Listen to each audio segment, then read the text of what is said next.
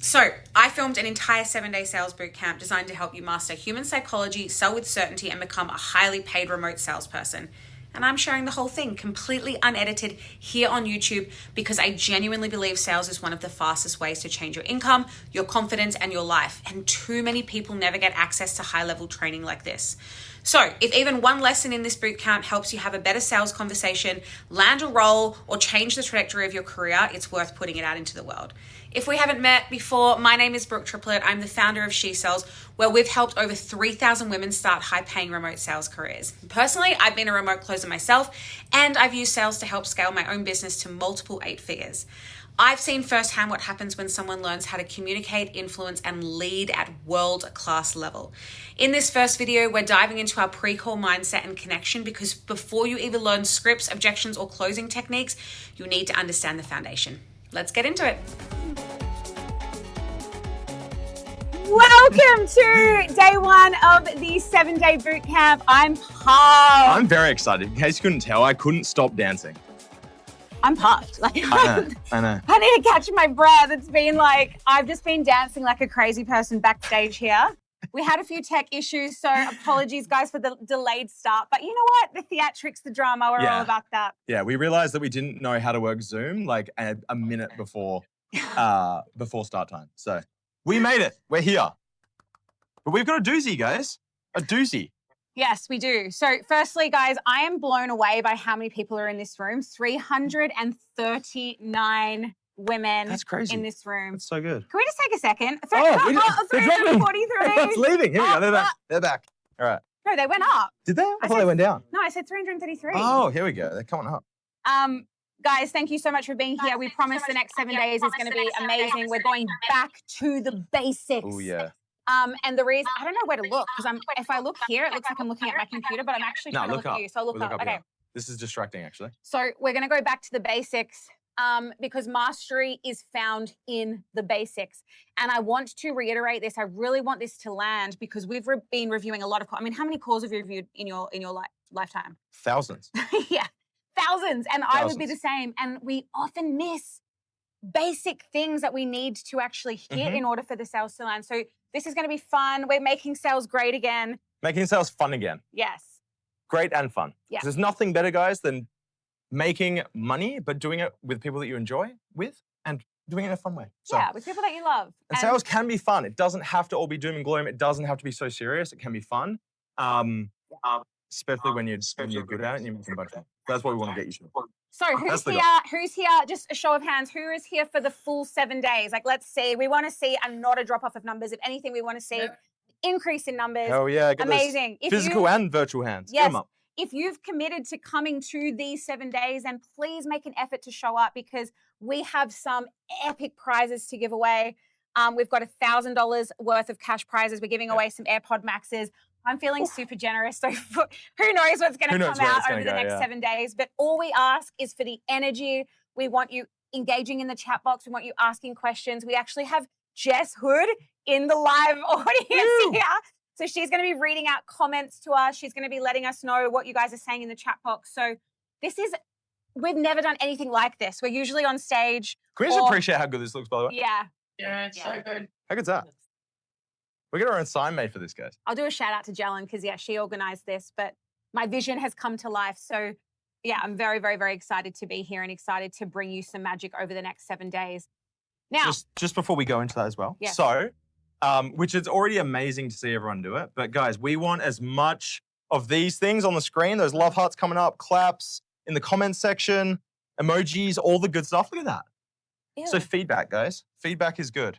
There it is. So keep those coming. Now, what we are going to be awarding on for who wins these prizes is going to be most vocal person in the chat box.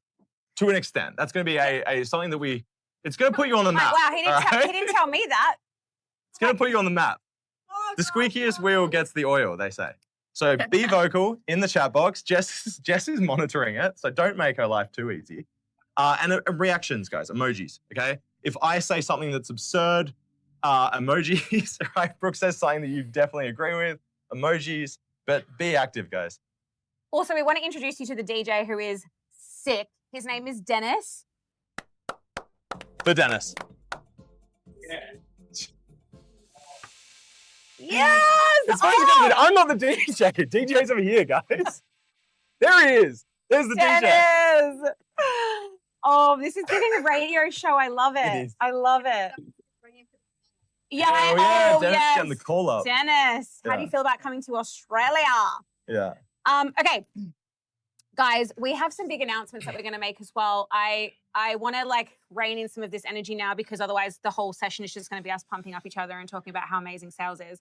Yeah. We actually want to get to the teaching of a couple of core things. So today is all about connection.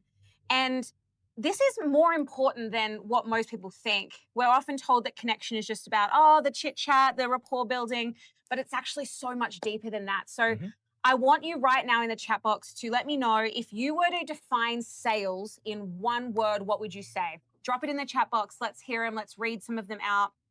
We're gonna get Jess to read out some We can read them too. ones for us. Hang on, how do we? No, I just wanted to have both. Let's Maybe just shrink. read. Yeah, there we go.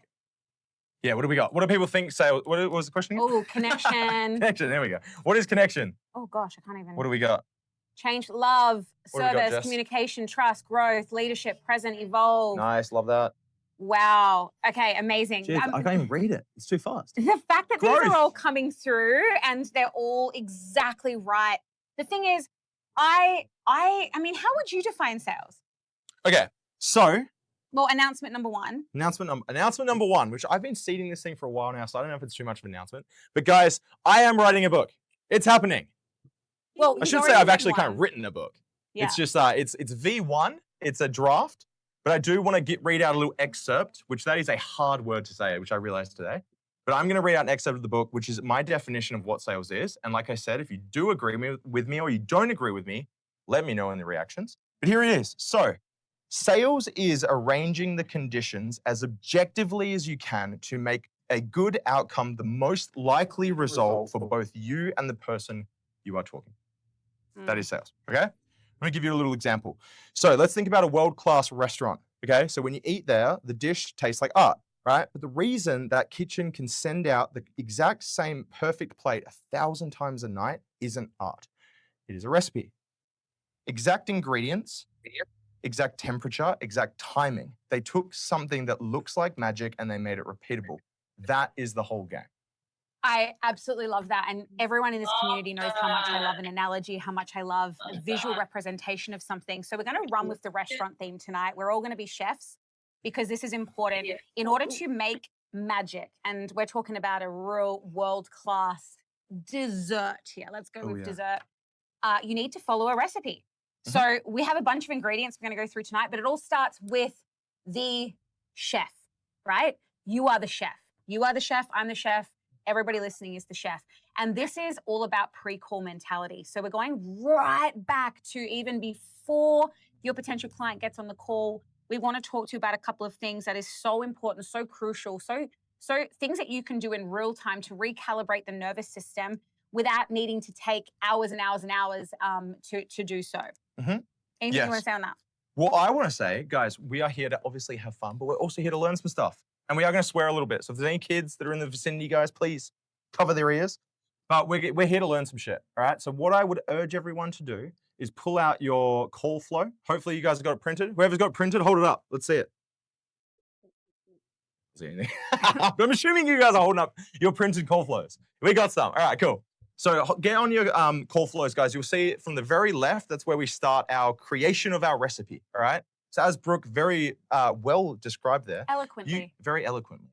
You guys are the chefs, all right? Now, if you're a chef and you're showing up late, okay, you're showing up, you're all filthy, you're dirty, you don't wash your hands before you get stuck into the chicken, right? Whatever chefs do. Don't cook Wow. This right? is If you start, kneading the dough and you got dirt on you, it's not going to go well, okay? It's going to affect the entire process. And also, no one is going to want to eat that shit, all right? So where it all starts, guys, is the pre-call mentality. Now, I have a saying in She Sells that is my all-time favorite saying. You'll know it. If you know it, actually, let's see if anyone can tell me what I always say. Surely there's someone here who's going to get this right. What do I always say? Energy. Okay, we're half there. Yeah, I do say heaps of things. I love it when you say that. Yes, someone got it. No, someone got it. Energy, yes. Who you are speaks louder than the words you say. this is the most important thing that I want to touch on tonight, because this all starts with the way you walk into the damn kitchen. This all starts with that. So I'm going to give you a framework. I want you to write state, whatever you have right now, whether it's on your phone, whether you've got a notepad. I hope you have a notepad, because that's the way I roll. I want you to write state down the side of your page. S-T-A-T-E. S-T-A-T-E. Taking me back to my cheerleading days. Write state down the side of your page, because this is going to be a framework, an audit framework that you can use before every single call to actually check in with yourself, to look at your frequency, to understand what your energy is doing. Because let me tell you, the moment that Zoom room opens, right? Before any of you even saw Scott and I tonight, you knew the energy we were operating at. You knew that. The moment you saw us come onto the screen, you knew exactly the type of frequency we are. We didn't have to say a thing. And this is so true, right? As soon as you're there, as soon as the potential client sees you for the first time, they feel your energy, and they already know in their mind whether they like you or they don't. Yes, I think a key thing here, which is like we don't have to necessarily like it, but we do. It's like gravity. It's a real thing, which is people do judge books by covers. That's the reality of it. And whether people consciously are aware of it or not, they are actually deciding how they're going to treat you and respond to you within the first 15 to 30 seconds. Okay? So, perfect example, all right? Now, when we came walking in, what do? We were dancing around, we're showing energy, all right? Now, you're probably not going to do that on a sales call, but it'd be a little bit different if we just came walking in and we were slouching around, right? We sit down and we're like this, covering our faces, right? Probably not going to look too good. But also, I will say with that, some of you who it's 5 o'clock in the evening, some of you it's 7 p.m. in the evening, and some of you it's 2 a.m. I guarantee you, the people that it's 2 a.m., when we walked in, our energy would have been too much for you. And that's because of your state, where you're currently at. You're tired. You're literally trying to fight being awake. So us coming in dancing is literally not going to pull you higher. It's actually going to make you be like, oh, wow, this is a lot. But it probably didn't hurt though, did it? Yeah, right. I mean, they love us, so there's that. Yeah. But like, I'm talking about an ordinary potential client, right? Someone comes in and you're like, hey, like pom-poms in their face, and they're literally feeling apathetic, or they're feeling angry, or they're feeling scared. It's actually going to be too much for them. I love that you said that, because there's a key differentiation that I want everyone to kind of know, and this is something that I always drill down, which is there's a difference between enthusiasm and energy. Hype, exactly. Yeah. So hype, enthusiasm are what we did, right? So you guys aren't going to do that in a sales call. But energy is different. It's showing up, it's being present, it's having your entire body full and open, right? Exactly like I am now, right? It's hand movement, it's knowing what I'm saying and asking it directly, versus like this, like, hi, yeah, how you doing? Looks like, we've got some time together. Yeah, like boring, I'm already low bored. Energy, right? High energy, open chest, I'm open, I'm ready to go. Yep. Okay, so let's do our frequency audit together, because right now we're about to walk into our kitchen, and we want to make sure that our pre-call mentality is exactly where it needs to be so that we can serve the potential client in front of us. S stands for slow down. Now, this might seem obvious, but how many times are you rushing off your last call to make this call? You're quickly trying to get your admin in, you're sending a message, you're rushing. Actually, if you look at the world we live in, it's actually very fast paced. You look at TikTok, you look at everybody's attention spans. We are living in a world that is so fast paced with so many distractions that the first thing you need to do when you are auditing your frequency is slow. Slow right down. Ask yourself, am I rushing? Am I choosing chaos? Am I carrying chaos? Am I carrying the fight that I just had with my husband into this call? Am I carrying the last 3 no's that I've received into this call now? So slow. Slow is smooth. Smooth is fast. If you're frantic, they're going to feel it. So you notice what I'm even doing with my tone right now. I've just slowed right down. It's allowing my nervous system to catch up, because we were frantic. We were literally just screaming at each other, being like, we got 3 minutes. Why didn't we sort this out? We're here at 3:30. So slow. That allows your nervous system to catch up with you. It also tells your potential client that you are a grounded, calm. You are grounded and calm to be able to actually hold space for the next 45 to 60 minutes. So that would be S. What's Perfect. T? Do you want to run through and I'll No, you do T. pump them up? You do Okay, T. cool. I'll do A. T. I'm literally reading this right now. All right, we got tension check, guys. So we've got posture. So things like checking your jaw, right? Are you like lock-jawed, right? Shoulders, are we like this? Okay. We've got chest, same thing with what I was saying. If we're super like shielded like this, the interesting thing, this is something that I remember, where was it? It was when we were running gyms. We literally had people do a power stance, right? And how you position your body directly change. Settle down. Not that kind of lockjaw, guys. All right. How you position your body literally changes how you respond, how you act, right? So if I want to feel weak and I want to feel scared and timid, I can literally make myself do it by sitting like this. Okay. Now, if I want to feel powerful to the extremes, I can stand with my hands on my hips and open my chest up. Okay. So this changes me and how I respond and how I'm acting, changes my mentality. But who else does it change? What do people think?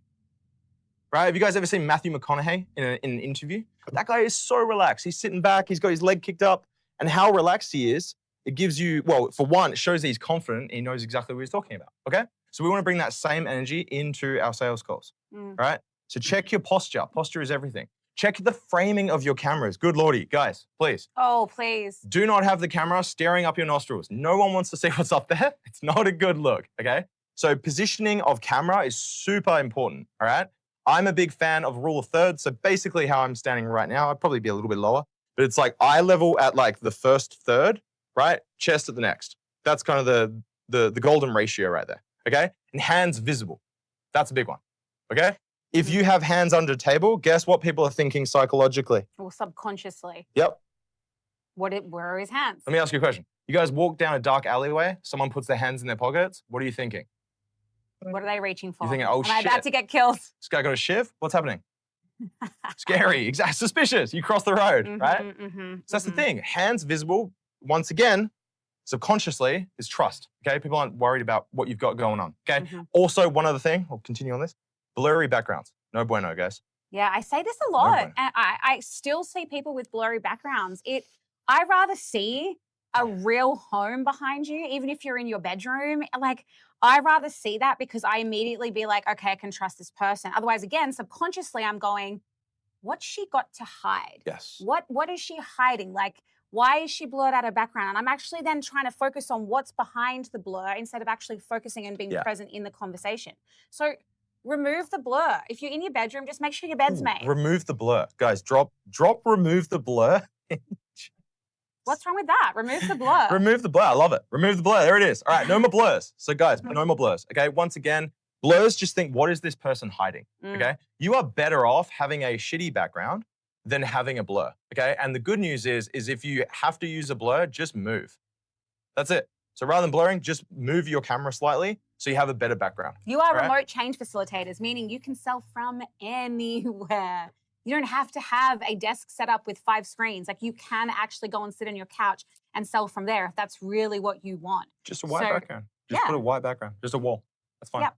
So T, we really went into that, but basically you're just scanning your body. Try and actually, like, once you've slowed down and you've sat there and you're listening to all the things that you can hear, try and figure out where you're holding tension and then actually stand up and release it. Because a lot of you will be holding tension here, especially if you're new, which a lot of you are. So you'll be holding tension here. So you're kind of sitting more like this. And then also you'll be smiling like this, which is like very forced instead of soft. Okay. What is something right now, if we both smile, what do you all want to do? Smile back. It is literally something that you will want to do. So the first thing that you should always do is not be like so up in someone's face with this huge, ginormous smile, but you should have a smile. It's not so serious. You don't have to hold this like arrogance, this coldness. Like, you want a smile. Right now I'm smiling with my eyes. I'm literally like, welcome, because I want you to feel safe. And safety comes from, like, literally that smile. People are going to, those mirror neurons are going to be firing and they're going to smile back. And that's the first sign of familiarity, the first sign of human connection, the first sign that they're like, okay, cool, I'm speaking to a human. So that would be T. A is your attachment audit. So this A stands for attachment, and this is the big one. You want to ask yourself, do I need this sale? Am I attached to the outcome? And the reason I like the question, do I need this sale, is because if you are being truthful with yourself and the first thing that comes to your mind is yes, then the next question is very simple. You are attached to the outcome, which is a problem. Because when you're attached to the outcome, what frequency does that put you in? Needy. Needy, desperate, Commission breast, Ugh. chasing energy. You're going to feel exhausted. And if you've just been in that energy for your last 5 calls, guess what? You're in a marathon and you are tired. Desperado. Exactly right. Exactly. Yeah. You are tired. So you want to ask yourself, this is actually in our call flow. Am I attached to the outcome? Is there a sale to be made? And the last one is, am I trying to prove something? So for a lot of you right now, and I want you to really hear when I say this, a lot of you right now are trying to prove something. Oh, we got a question. I was like, is Jess trying to prove something? Jess put a hand up. Right, so Jess is going to let us know when we got some questions. Can I just finish what I'm saying for 2 seconds? Because We're going to hit this one on the head. We'll get the question after. A lot of you, it's called beginner's luck. You jump on an account, you make your first couple of sales. Maybe you hit 6K, 8K very, very quickly early on. And you're like, yes, fueled with this inflated belief almost. And then reality hits in. You start getting a couple of no's. The business owner starts to apply a bit of pressure. And all of a sudden, you fall into, I'm trying to prove that I deserve to be here. That is so damaging to your energy. I cannot describe to you what that is going to do. You have to recognize when you're falling into that. I'm going to do some loving call outs here because Vanessa, my girl, I know this is you right now. You're falling into that. Like, I got to prove to myself, not even myself, I got to prove to the business owner that I deserve to be here. So do this audit, notice it, be aware of it, and then do something to pull yourself out of it. Okay? Say something like, I do not need this sale. I do not need this sale. I need the truth. I am here to facilitate a change if there is a change to be made. I am going to hold that damn door open for as long as I can, but I cannot push my potential clients through it. They have to willingly step through that door, but it's my job to hold it wide open. And that's what I'm going to do. Can I also go into that? A little more tactical? Yep, So I'm the pragmatic, practical guy here. So guys, my go-to thing, there's 2 things actually that I feel like help me and also help all the reps that I kind of work with at the moment as well, help get out of this funk, all right? Number 1 is your pipeline. It's your follow-up, okay? If my only source of income is the person that walks into that Zoom room on that day and that's it, and I have one shot and I never do anything else ever again, nor do I have a pipeline of people or conversations that I have behind me that I can rely on, then yes, there's so much importance. And what do you think that's going to do for me with my desperation to close it on that sale? Increase it. Yeah, it's probably not going to be serving, right? So that's thing number 1, okay? Do follow-up, have a healthy pipeline, have an ecosystem around you, okay? People like that one. Here we go. We all love hearts. All right. Now the second big one, I'm going to keep it PG, all right? This is your bank that you like to go to watch, all right? Also known as something else, but it is a greatest hits of your, you get where I'm going with this.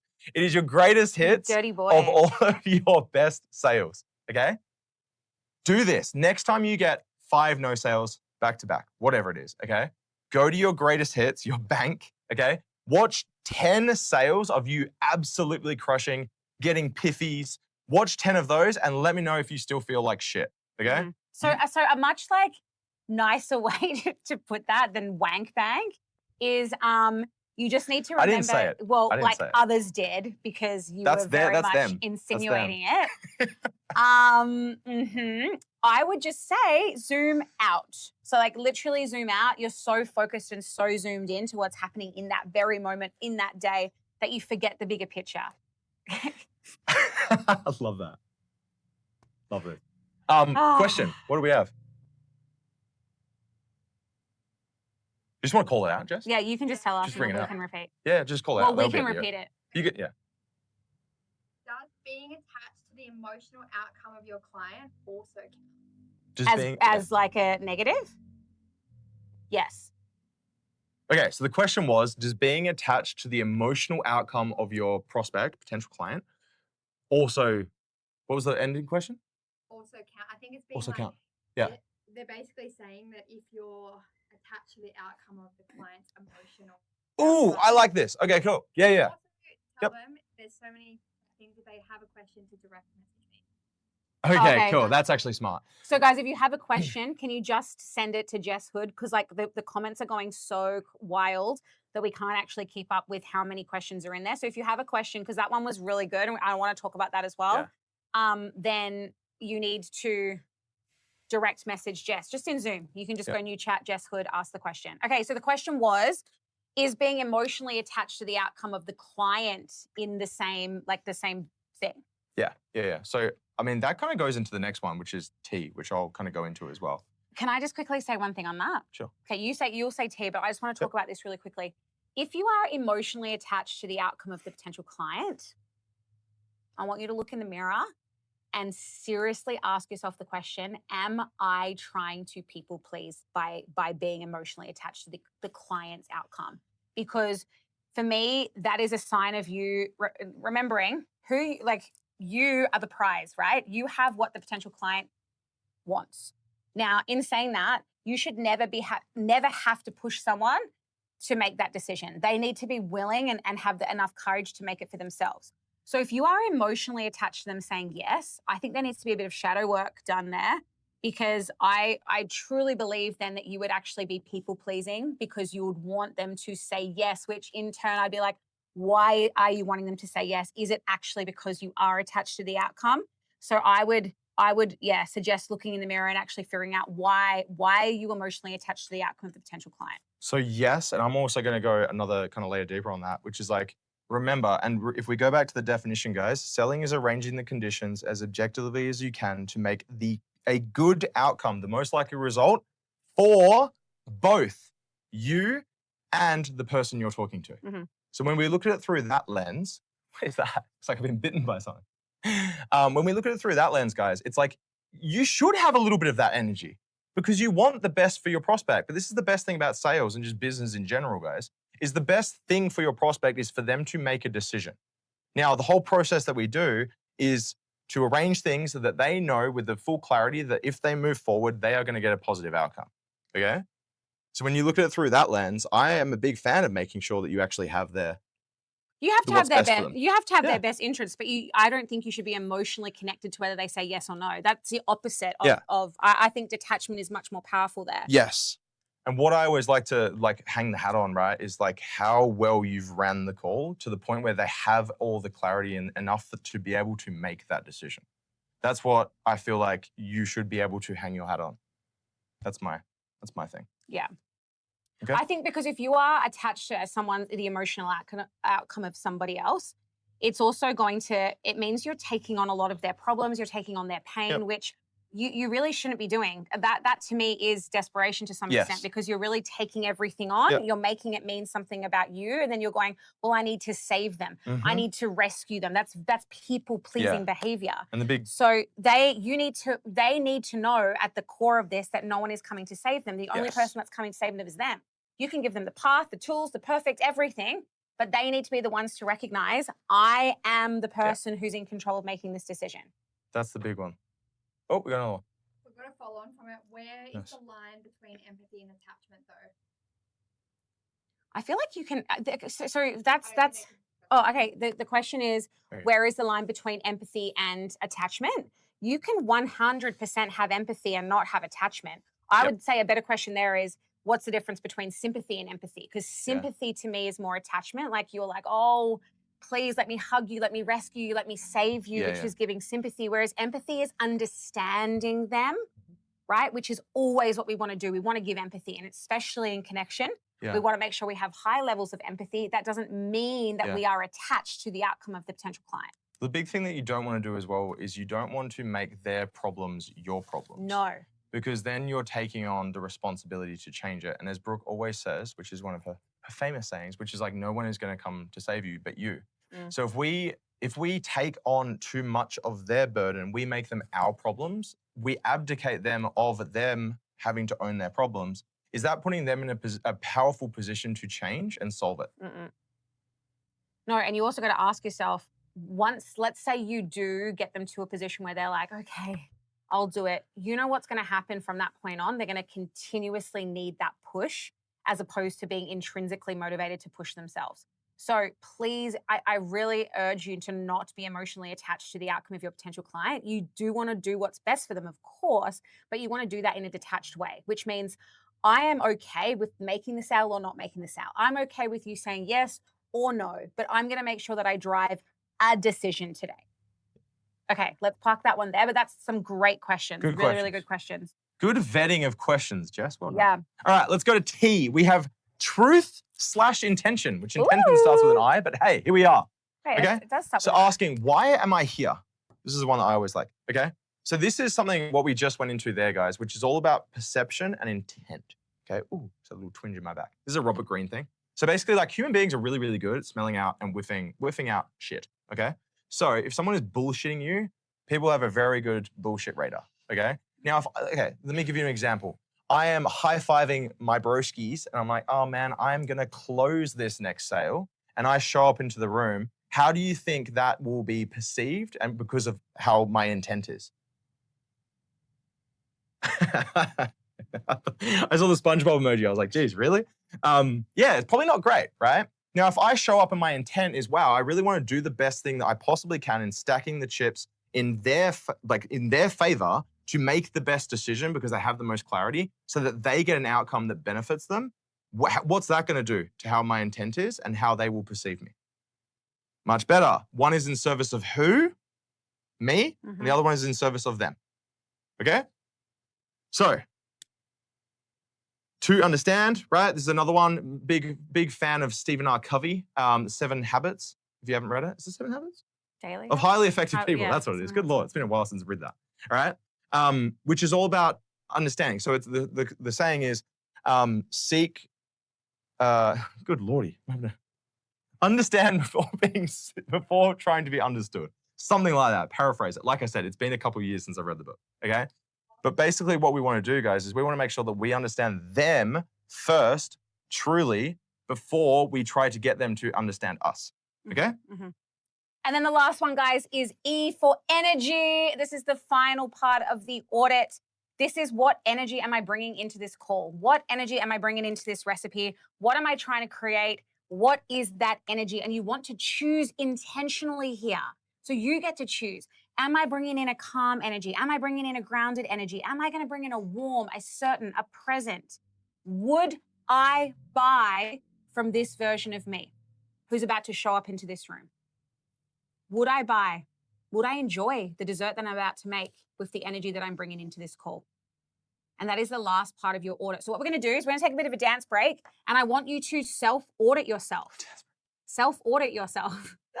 So the first thing you need to ask, slow down, pause, literally take a moment, take a few deep breaths, just slow down. Scan your body, check for tension. Where are you holding tension?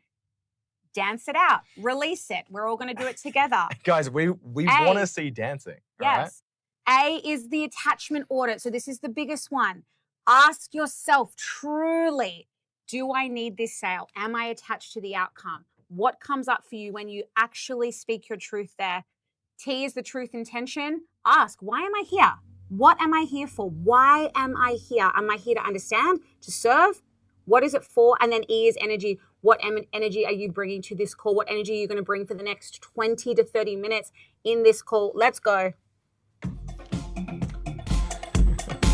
Can they hear us? Yes.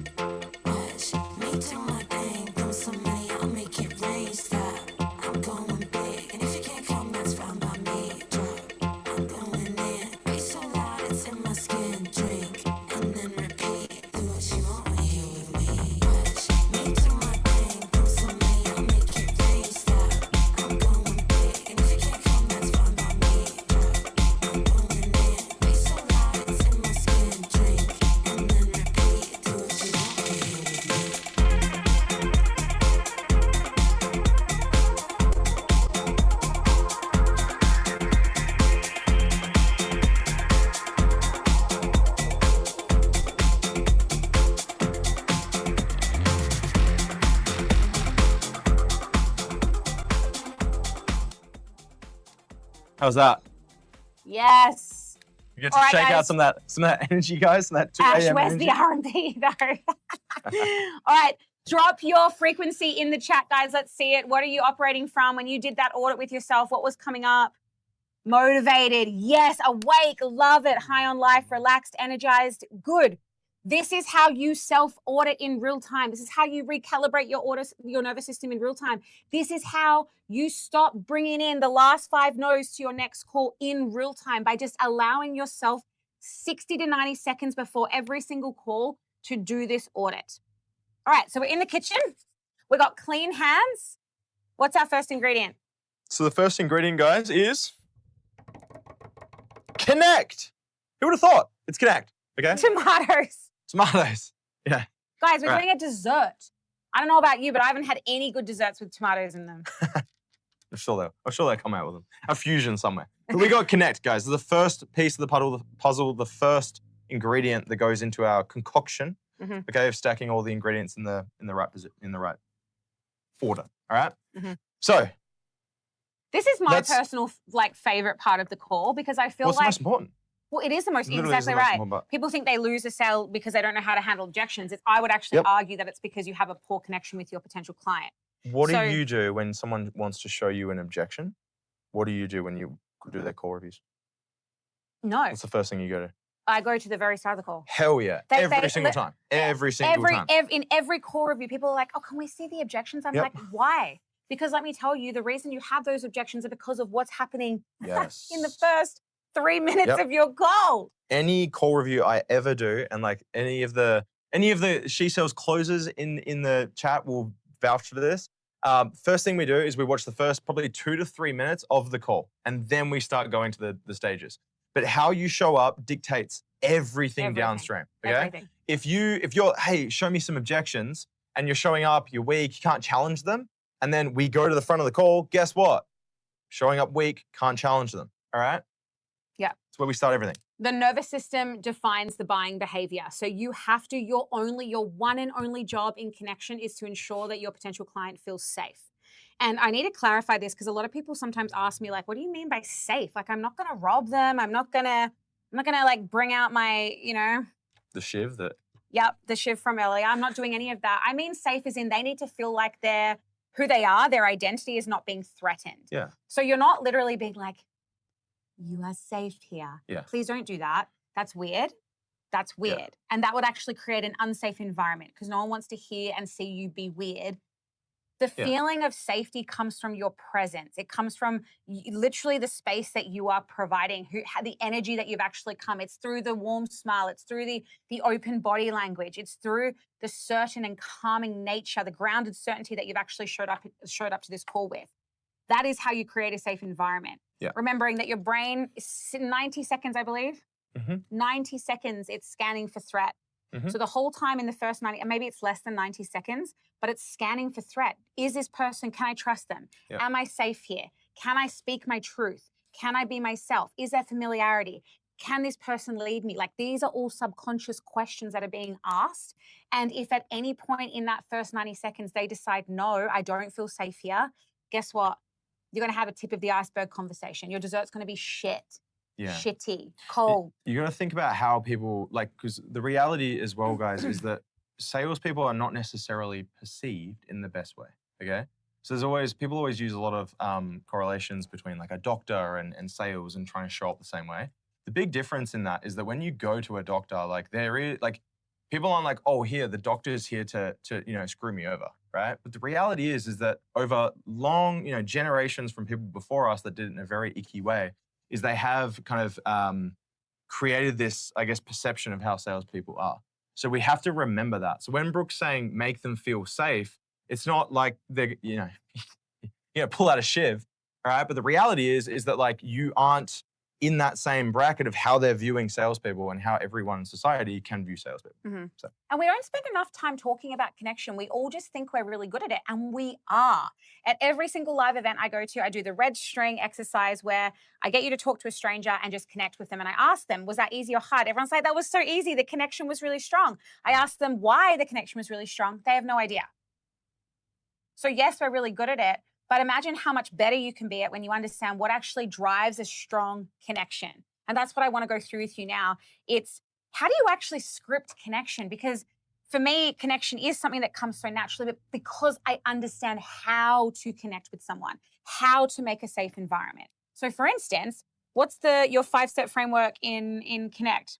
Let me just pull up my book. Read it out word for word. All right. So I got a 5-step framework. For anyone that's been in my vicinity long enough, you'll know what it is. Okay. Number 1, we got short icebreaker. So what's a short icebreaker? A short icebreaker. Okay, let's do this. In the chat, what should you not do? How's the weather? Oh my God, whereabouts are you? Oh my God, I've been there as well. All right, none of that. Small talk, exactly. Yeah, there is a lot What did you do on the shitty- weekend? Yeah. What did you do on the weekend? Try doing that with a prospect that's an A-type prospect that's like, hey, give me what you got. I just want to know price. Oh, let's just talk about what you do on the weekend first. It's not going to go well, okay? So short icebreaker, all right? So it's proving you're human, okay? Big fan of it. Number 2, we got Well, let's hang on. Let's actually talk about what the short icebreaker is. Everyone knows what my favorite thing is. I've actually coined this as being something that you must ask at the start of your call. What do I get you to ask? How are you feeling about the call? Yes, yes, yes, yes, yes. And my favorite rebuttal to this is, Brooke, that doesn't work. I love hearing that. I'm like, yes. And I go, what makes you say it doesn't work? And they say, well, I'm getting answers like, this is weird. Like, why are you asking me that? And I'm like, it's the perfect answer. Because now you know what state you are dealing with. What you need to bring to the call in order for this person to elevate themselves into a state of willingness or courage in order to say yes. So if I was to ask Scott right now, and because a lot of people say to me, well, I'm selling to men, so they're not going to emotionally open up. And I'm like, great. How are you feeling about the call? I'm feeling nervous, a little bit excited, but nervous. So if he says I'm nervous and excited, I'm going to be like, yes, I love that energy. No, I'm not going to do that because that's going to make him go, oh gosh, that was a bit too much. I'm closed off now. Like I'm not receiving that. But if I say, hey, nerves are, I'm not going to touch him obviously because there's a screen here. Sorry, you can touch me. But I'm going to say, hey, like nerves are totally normal. You have no idea. You have no context as to what we're going through. Now, there's another little secret sauce to this ingredient as well, this thing of this ingredient as well, guys, which is how do human beings make decisions? Drop it in the chat. How do human beings make decisions? Emotions. Boom! So for all the NLP girlies out there, when I start using emotive language like feeling at the very front of the call, what am I pre-wiring here? Emotion. You're okay? opening the gate. If I go, hi, what do you think about the call right now? How's that going to get perceived? They're going to be like, oh, wow. Like, I think that I just want to talk about numbers, right? But if I go, hey, man, like, how are you feeling about the call? Yeah, I feel good. A little bit nervous, a bit excited. Or like, I don't know. I don't really know what to expect, right? What kind of side of the brain am I going into there? From the very first thing that comes out of my mouth. Emotion. Exactly right. You're literally being served their emotional state in a silver platter. So whatever comes out of their mouth is the right answer. Whatever comes out of their mouth is the right answer. Now, if you're running into the same answer every single time, that's where a problem lies, because I would then be asking, well, how are you asking the question? Because if you think the question is weird, if you think it's creating resistance, then you're probably going to be asking in a really tense, weird, awkward way. Like, but Brooke, how are you feeling about the call today that you have with me? But Brooke, the quality of my answers can't be dictated by the quality of my questions, right? Oh, wow, boy, we really, really are going back to the basics. All right, yes, I love what Brooke said there, okay? If you're doing something and you're getting a consistently negative response to it, the best thing about sales is that the quality of your answers is dictated by the quality of your questions, okay? So look inward. So it's not that the thing doesn't work, it's that maybe you're not doing it properly, okay? So that's thing number uno. Well, right? Even before that, let's just take a quick side quest, because before we have our short icebreaker, we want to make sure that when people comes into the Zoom room that there's not that awkward moment where you're kind of like, hi, hello, can you hear me? Oh, your mic is just down the bottom. Like, we want to try and avoid having any kind of awkward interaction when that you first see them for the first time. So why do we say, can you see and hear me okay? Are we checking for tech? Are we checking for tech? Well, I mean, that's it's a side thing that does happen. But no, what are we checking for, guys? Drop it in the comments. We can guess. Visual, audible learners. Look at this. You guys have been educated. What's going on there? Yes. Okay. This gives us a good read, guys, on what kind of learning style. what kind of learning style they have, right? Someone's like, yeah, I can see you. Yeah, I can hear you. Okay. It's a small little cue. Okay. It's another little quote from my book, which is people's language is an external representation of their internal. It's a little hint of like, hey, this is what I resonate with. Okay. So someone's like, yeah, I can hear you loud and clear, man. I got you. It's like, yeah, I can see you. Oh, I love your background. It's like, okay, cool. What am I going to do with some of my questions? With the angle of some of my questions and my language, knowing that someone is more of a visual or if they are more of an auditory? Do you want to give some examples? Well, yeah, if they're a visual learner, then I want to say things like paint me the picture. I want to share a lot of visual representations As you with see them. yourself As there. you see yourself. If they're more auditory, then I will say like, what do you hear? How does that sound? That's a good one. I'm actually like really leaning into that learning style. But I would say like that's such a 1%er of why we ask that question. Like, yes, it does give you a hint and it does help you change your language and just how you show up in that call. But for me, can you see and hear me okay, is just straight up a little dose of authority. Yeah. It's like if I am going into a call with, I want to know that someone is going to lead me and I want to make sure that I can actually follow this person. So I am personally looking for someone to show me authority straight from the get-go. Now, when someone comes on and they've got a soft smile and they say, can you see and hear me okay? I'm immediately being like, okay, cool. They have the authority. They know what they're doing. There is no awkward moment here. We can go straight into that connection piece. So we literally did that today, right? When we walked in, we were like, can you hear us? Can you hear us, right? We're not just going to start slowly talking into it. We need to make sure that the person can actually hear you. It's actually funny at the live events, like it's a bit of a gag in our community. At the live events, people come up to me and they're like, can you see and hear me okay? Oh, yeah. Like, you don't need to do that in real life, guys. Okay? That's not how you connect in real life. Oh, okay. So we got, can you see and hear me okay? How are you feeling about the call as a small icebreaker and a question? Oh, yeah. We've got a question about what would be another icebreaker. Do you have any others? Yep. Yeah. All right. Let's just do a little. You have to ask. Oh, okay. Okay, cool. Sorry. So what the question was is, do you have any others? Okay. So remember, guys, a script is a process in written form. That's all it is. Okay. So we want to give you a script, but we also want to give you the process. So something that I always like to do was I never was like, oh, hi, how are you doing today? Because what does every single salesperson do when they ring you? Hi, how are you? Right? Do they really care how you are? No, they won't. So the short little one that I would do is always be like, hey man, can you hear me? Can you see me? Oh, you can? Cool. How are you feeling about the call? Amazing. Like, hopefully your day's been serving you well. And then I would go into my next one, which I'm going to give you. Okay. That's it. That's the short icebreaker. That was like literally my opener every single time. And it worked very well. Okay. That's literally the same one, though. They've asked for a different one. So I'll give you a different one. Yep. Hope your day's been treating you well is completely fine. Like, I think the problem with this question, with this question that's been asked is everyone's just overthinking it. Like, I've had calls where someone's jumped on and they have the same jumper as me that I'm wearing, or maybe like the kid's in the frame, or maybe there's like a wicked she sells sign behind them, in which case I'm going to be like, oh. Imagine. Imagine. Just got Shelby on the call. I'll be like, in which case I'd be like, whoa, like, what's behind you? That looks amazing. Like, you don't have to overthink your icebreaker. Like, I know that's probably not the answer that you want to hear, but it should just come so naturally to you if you are 100% present in the conversation and your energy is coming from a place of detachment and you're there to serve. You should just naturally know what to say. And I guarantee you, if there was no added pressure that you were putting on yourself to close the deal, so this comes back to our pre-call mentality stuff, you would know 100% what to say. Yeah. It's funny, I actually have written next to this as well, the short icebreaker, which is prove you're human, right? So, guys, you have existed for a while. This is not new. You have spoken to people before. You have greeted them.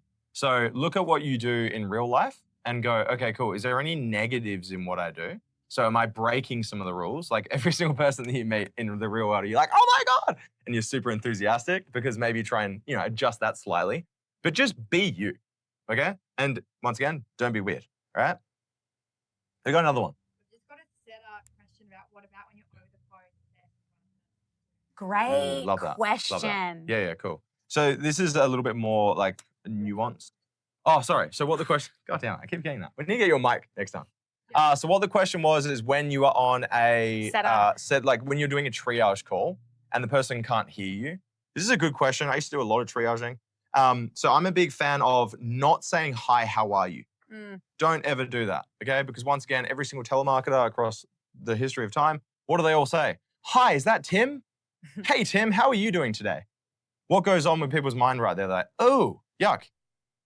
Okay? Yes, we don't want that, right? So I'm a big fan of like, hey, is that Tim? It's always Tim. It's always Tim. Hey, is that Tim? Hi, Tim. It's just Scott from XYZ company. Look, I was just giving you a quick call because you, boom, boom, boom, is now a terrible time. Okay? Super straight to it, super direct, but I'm trying to get out of that weird period where alarm bells go on. And if I'm like, hi, Tim, how are you today? Okay? That was basically my opener, no matter on what account I was doing. Hey, is that Tim? You can even add a little bit of like you're a little bit not sure Like as well. Like Tim? Tim, it's Brooke. Tim. Right? The more familiarity, because if they answer the phone and they're like, what the fuck? Yeah, like, should I know this guy? Like, is this my dad? Who is it? Right? Creates curiosity and it has them listening. And it's like, Tim, it's just Scott from XYZ. Look, I was just giving you a quick call because you whatever. Is now a terrible time?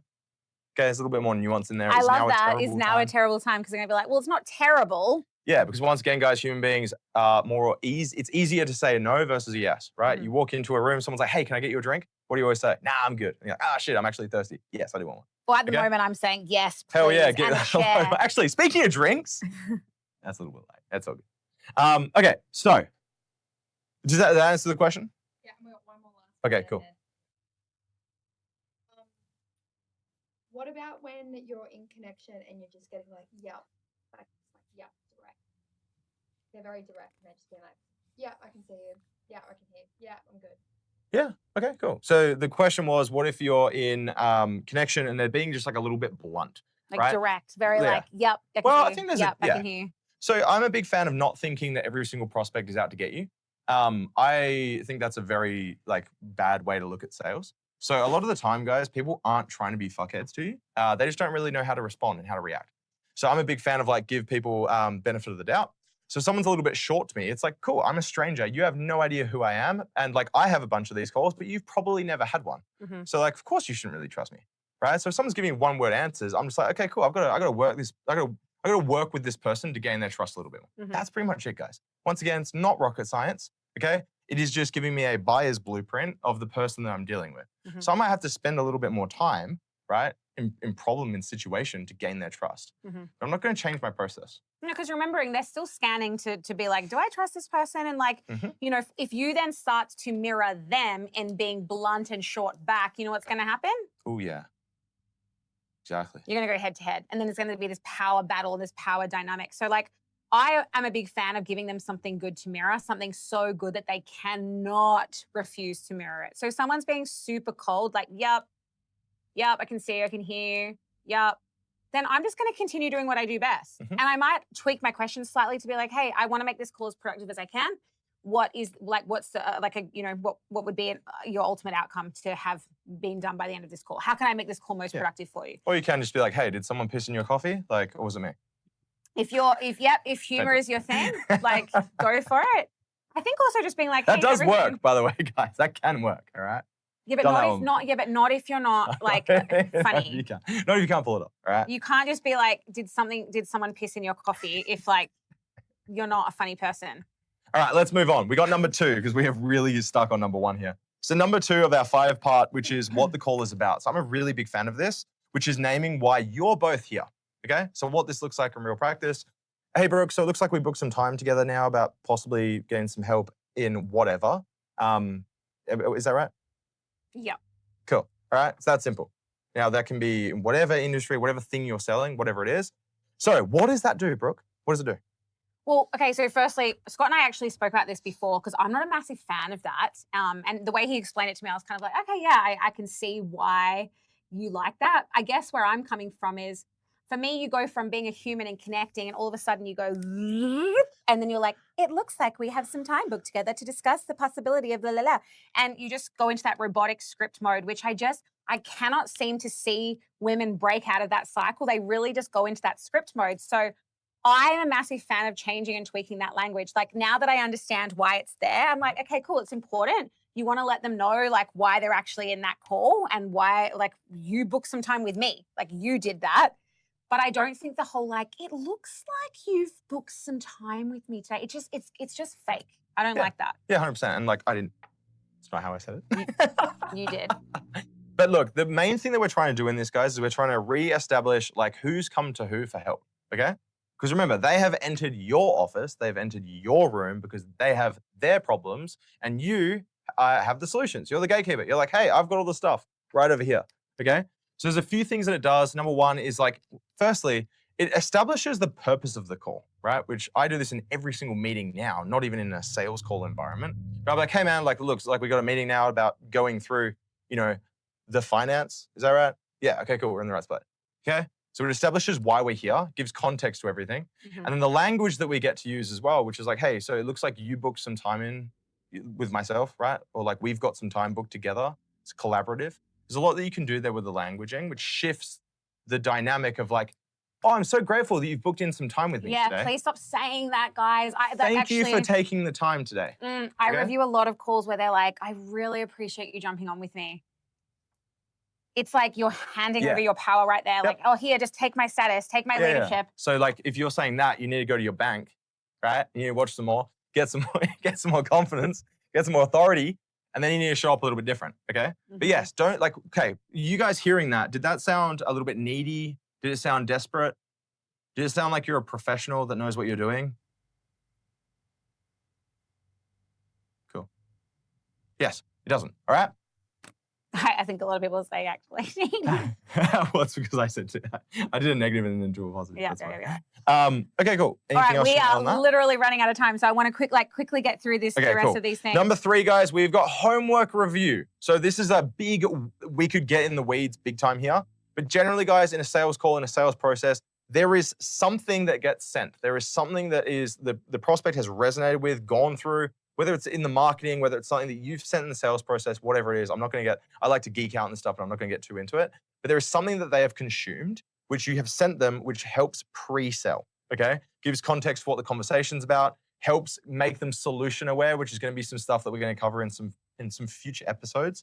But getting them to recap on that and what resonated specifically, okay? What does that do? Does that put them back in like a bias state? Does it help them realign with the marketing that pulled them in to actually book a call in the first place? Yes, it does all those things, okay? Anything you want to add on that? Well, I already can see a question coming. So if you don't actually send anything prior to the call, you 100% should. So that's the first thing. It's the easiest way to make extra sales, Well, guys. yeah, because it's not an education call, guys. Like I will say that very loud and clear. You're not there to educate them. And I did a big post on this the other day where I was like, I reviewed a call and the business owner had told the closer to do a 3-minute monologue right in the middle of solution to talk about why their tests are so different. And I'm like, that's literally the most terrible advice. What's that going to do for the emotional state, guys? It puts them straight back into logic. And then all of a sudden they're asking, okay, cool, where do I get those tests from? How much are they? Like you're having a logical conversation now. So like, that's a conversation for another time.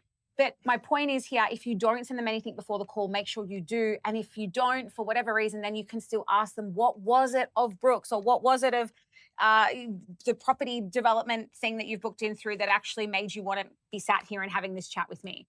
You're getting an idea of their buying blueprint. You're also getting an idea of their desire, what they actually want, which is really, really important because that's going to give you clues around what their problem might be, right? They say, oh, well, I loved the fact that Brooke had all the time to go and pick up her son from school and, not have to tell a boss where she was going. Now I'm going, okay, cool. I have an idea of her desire, which also tells me that right now, part of her problem might be the fact that she doesn't do that. Okay? Really important. Yes. Okay. Next one, guys, we have agenda. So the agenda set. Okay. Now I've actually got written here as well. So this is setting the frame, but it's also asking for permission to lead. And it also gives context to all the questions that you ask people. Okay. So I'm a very big fan of agendas. Now, like I said, back in the old days, how people would set agendas is it's like, hey, Brooke, we've got time today to go through what it's going to look like for you to move forward. And at the very end, you are going to make a decision. It's not going to be a yes. It's going to be a yes or a no. It's going to not be a maybe. Does that sound good? I really just thought that this call was going to be like... No, this is about you paying me money. Right? So that's how the old people used to do it, right? Not old people, guys, the old salespeople, right? Back in the day. So that doesn't work, okay? What happened to sales resistance? What did you guys feel in that moment? Ick. Yeah, exactly, okay? So I'm a big fan of agendas of like, okay, cool. Well, look, this first part of this call is pretty basic. It really is for me just to get a bit of more of an understanding of where you're at, what you're experiencing. And even better, guys, if you can tie in what resonated with them about their homework. If they're like, oh, I really, resonated with the freedom, location, etc., whatever it is.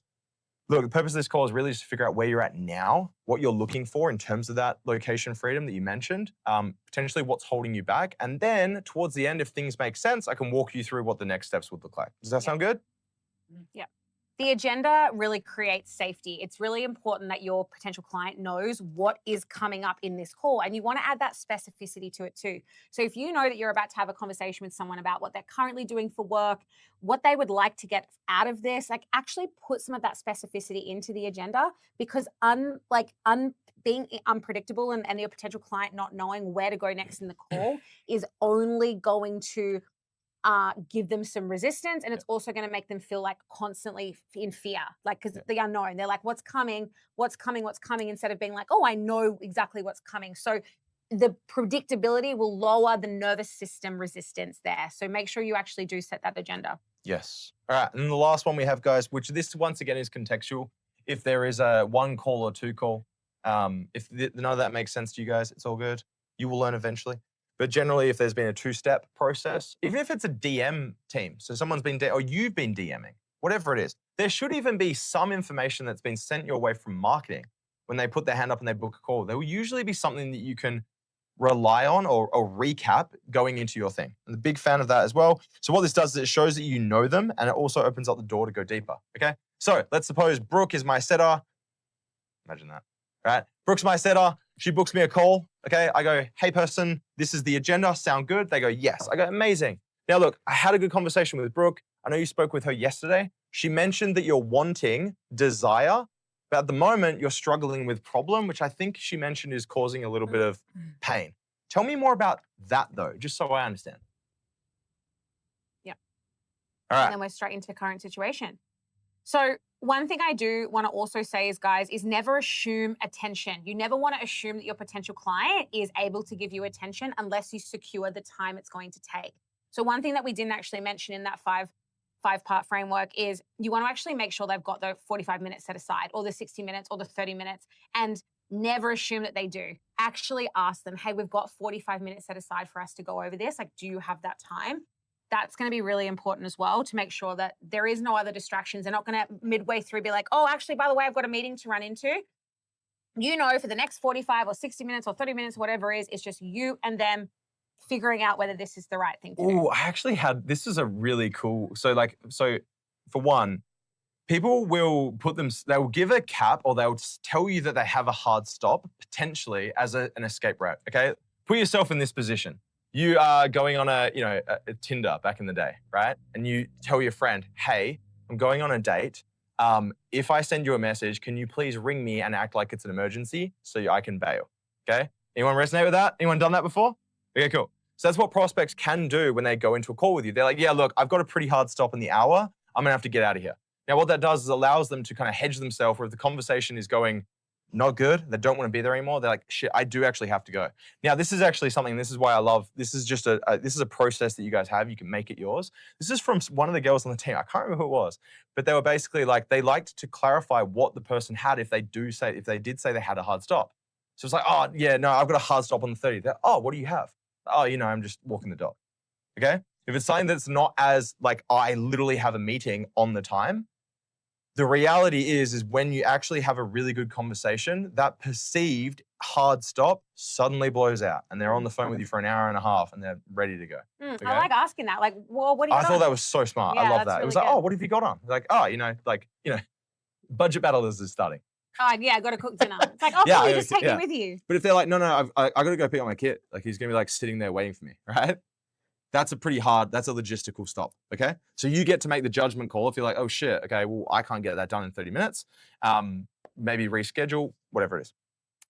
Yeah, we're really rushing through this now, but I really want to make sure we can give away some prizes because we haven't yet. And I also want to make sure we can do a demo, a good connection and a bad connection. So we were going to do different states, but I think like you guys get the gist now. You understand that connection comes from literally just being present. Like my 3 pillars of connection is presence, because I think the most important thing is you being there with them to try and understand what they actually need. Mirroring is the second thing that I believe is the most important, because if you give them something good to mirror, then they will mirror you. They will have no choice. Your state is the unshakable state. So I think that's really important as well. And then my third one, does anyone know what my third one is? Presence. What did I just say? What is Presence. it, guys? Say it. No, what did I? No, yeah, but what did I just say? I can't even remember what I just said.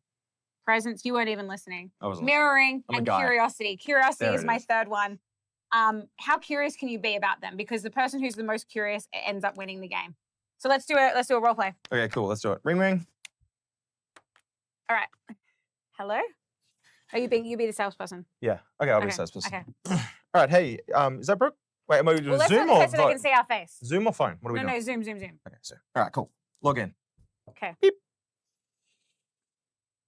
Log in. Brooke. Hi. Hey, can you hear me? Can you see me? Yeah, I can see you. Can you hear me? Amazing. I can hear you. How's your day been? Oh, stressful. Stressful? Okay. Yeah. I get it. Hopefully it hasn't been too bad. Well, look, it looks like we got some time put together now about possibly exploring a career in remote sales. Is that right? Yeah. Okay, sweet. Now, we did send you through some homework to go through as well, which covered like clearly what kind of the industry looks like and what to expect out of it. Did you actually make some time to go through that? I actually didn't. Well, yeah, my What are we day going was. to do with you, bro? I get Yeah. it. It's all good. Look, did you manage to go through any of it? Yeah, I've been following Okay. Brooke for a while. So, How long have you been following Brooke for? oh gosh, I was one of her early followers a long time. Oh, you're like from the OG days. Yeah. Okay. What was it, I guess, from Brooke in general that you resonated with that made you think, hey, maybe I should book in a call and see what's going on? Well, I've just had enough of my work. So I know what she's been doing for a long time, and I've been meaning to book a call. I love everything that she's about because she's Okay. amazing and she's a queen. But yeah, I don't know, life and stuff. Yeah. Okay. Well, I definitely want to get into that. I mean, the purpose of this call, it's pretty basic. It's really to figure out like where you are now in your current, I guess, reality, the stress that you mentioned, and kind of what you're doing for work. I guess more importantly though, Brooke, like where you actually want to get to, what that looks like, what that gap looks like. And then towards the end, if things make sense, I can walk you through some possible next steps of what it would look like to potentially help you get there. Does that sound good? Yeah. Okay, sweet. Now, look, I did have a good conversation with Brooke. She let me know that you are in teaching and you wanted to pivot out of that and get yourself to Bali, I think it was, with your kids. But at the moment, you're stuck in your teaching role, which I think she mentioned is putting you in a position where you're a little bit financially stressed. And she mentioned like just a bit down. I didn't really know what she meant by that though. Could you mind, like, would you tell me a bit more about that? Yeah. Okay, pause. Pause. How do you think you went? How do I think I went? A little bit rusty. A little bit rusty, to be honest. I was like about to punch you at one point. I was like, stop interrupting me. Let me talk. It's been a while since I've done it, guys. You It's would- like yeah, cobwebs. Well, okay, to be fair, let's just look at the environment right now. Scott did not do the self-audit before the call because he definitely brought in like a rushed energy, and he was like but then he got me back. He did get me back, and I started to feel like, okay, I was safe. I could actually talk a little bit more, but you were really quick. Yeah. Well, I mean, I'm conscious of the time as well. Yeah, me too, but you know All what? right, your go. Let's do it. My go. Oh, no. Go. I'm just All right, doing my self-audit. You gonna do the face thing? Oh, sorry, I was reading the chat. What do I have to do? Okay, there we go. Hey, Scott, can you see and hear me okay? yeah, I can. Brooke. That's good. How are you feeling about the call? I don't know. I don't know yet. Yeah, that's normal. I mean, you have no idea what we're going to talk about, but you're still here. Yeah. How's your day been treating you? Look, it's been a bit rough actually. I had X, Y, Z, all these things happen. It's just been chaos. Yeah. Just okay. battle after battle. Yeah. Well, you know what? You're here now. We've got about 45 minutes to go through everything. Do you still have that time? Look, I do have a thing. It's a pretty hard stop. Oh, I got like wait. 43 minutes. 43 minutes. Okay. What do you got on? New episode of Budget Bellas coming out. I think. I'm I think actually Brooke's on in it. that. Yeah. So, yeah, I want to make sure that I can make that. Well, you can bring me along. Yeah. I'll sit there and watch it with you. Yeah, well, look at that. There's a smile. There's a smile. Now, we did actually send you through some homework. Did you make the time to go through that? I did actually. I did make the time to go through it. What stood out? I think the whole thing about Brooke like sitting on the floor, kind of like reading the book over and over again and like knowing the thing, like Groundhog Day, it definitely resonates. Yeah. Yeah, that resonates with a lot. So you're a teacher? I am. Okay. Well, look, this call is pretty basic. We're just going to go through what's going on for you currently in your role as a teacher. And I guess like what you're looking to get through potentially exploring a career in remote sales. And if things make sense, I can walk you through next steps. If not, we don't even need to go there. Sure. Sound good? Sounds good. Okay. So how long have you been a teacher? You going to recap? No, I wouldn't do the. You ain't I got no personally, notes. like, I just don't like the recap personally. There you myself. go, guys. There's no rules to this shit. Yeah, there's no rules. That's the There's thing. no rules. Sales is an art form. That was literally Yes. in your definition. So Actually, I don't even think I read that part of the definition. Well, it is an art form, right? So for me, my art, I like to always hear it come out of the potential client's mouth than it actually come out of mine. I think it's more powerful. I do like to acknowledge the fact that they have had a conversation with the setter. So I might be like, hey, I did go over your notes, but I always like to hear it directly from you. That's more of something that I like to say. Well, like I said, in the DMs to the other person, what do you say to that? I'll just be like, well, I just want to make sure that I'm on the same page and I'm not actually getting it wrong. Nice. So like I diffuse in that way. And I also like to give context before they would say that. So like if they're saying, like I said, I'm repeating myself and I'm not doing a very good job. Yeah. Right? You can frame it up at the start of the call to be like, hey, look, I've gone over your notes. I know. There's no rules. Look at that. Yeah, there's no rules. There's Take no it off. rules, guys, Oh, do you but want to see some of this? The big, easy. The big thing here, guys, is like, what's the big thing that Brooke said at the start, which is don't be fucking weird. That's the big thing. Okay, don't be weird. Whatever is comfortable for you. That's super comfortable for me. Those words that I said, okay, probably not as fast and as speedy as I did, but those words I would say, that's basically what I would say every single time. So like that was the way that someone framed it for me was like connect needs to be your lighthouse. I love that term. It was like the first 5 minutes of your call, you own it, whatever that looks like. Okay. Yeah. Now we have given you a 5-step framework to follow. Okay. If you want to use 4 of those, you want to use 2 of them, 4 of them, whatever it is, you want to skip some, it's all good, whatever it is. As long as you're getting what you need from that section, that's the big thing, which is like, why the fuck are they here, right? Like, do they know why they're here? Is there an agenda or a context for the conversation that's being had? And then if you can bring forward any notes or anything. Well, we got another question? Someone's laughing. Someone said baby number 3 in the Well, yeah, we'll get there, guys. I was going to say something very inappropriate then, but I think right. we'll just, we won't. It's party Thursdays, so we can say. All right, we need to give away some freaking Let's do it. Let's cash give away some prizes. stuff. All right. So what are we going to do? Jess, who's been the most vocal in the chat? No, I don't. No, yeah, just like everyone. let's just see. Yeah, no. That's a dumb You way. guys been too vocal in the chat. Yeah, I reckon let's ask some questions, like a pop quiz. Okay, cool. And then we'll do a little dance and then we'll finish.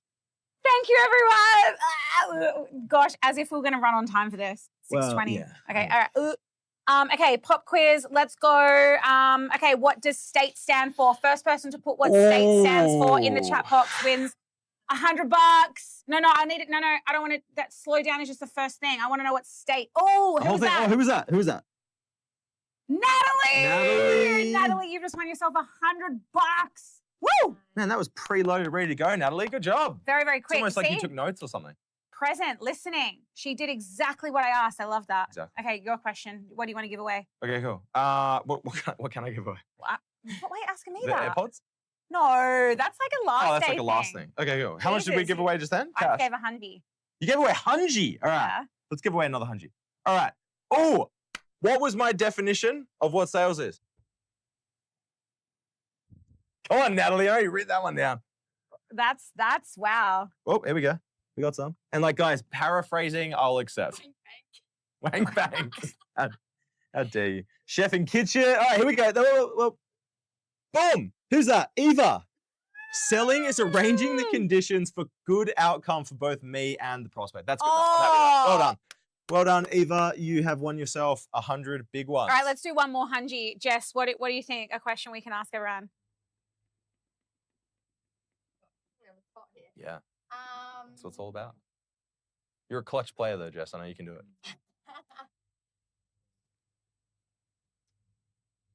What is? Oh, they can't even hear me. No. Oh, I'll sing it out when you do it. What is Brooke's icebreaker question? Oh, Ooh. that's so easy. Okay, ready? Is it? Okay, cool. All right. This is going to be a speed. Easy one. Guys, get ready. Finger on the trigger. What is... I think, wait, They people... already heard it. Maybe they can hear me. Okay. They can hear you. Wait, Okay, who how was the good's that? first? Who was the first? Jess, you figure it out. I don't know. Short icebreaker. Can you hear me? Wow, you guys are quick. I didn't even know you could hear Jess. Okay. I actually have to say something quickly. I don't like saying the word today, so Vib, love you, but no, I don't. Today is just, it's like, how are you feeling about the call today? I don't like the word today for some reason. I like how you're feeling about the call. I'm so a who big wrote fan that? of just saying, how are you feeling? No, it needs to be about the call. It needs specificity. It needs to be about the call. Don't know rules, guys. Yeah. Is it Kylie? My Oh, no. Mieko! Cheers. Let's go, Mieko. Okay, so that's the 300. That's our 300. All right, guys. Well, Congratulations, everyone. Thank you for showing up. I appreciate you. If it's 2 a.m., oh my God, you guys are amazing. If it's 7 a.m., well, it's 7 p.m., 8 p.m., wherever it is in the world. Thank you so much for being here. Let's kick off the end of session 1 with some DJ wicked Dennis, music. let's go.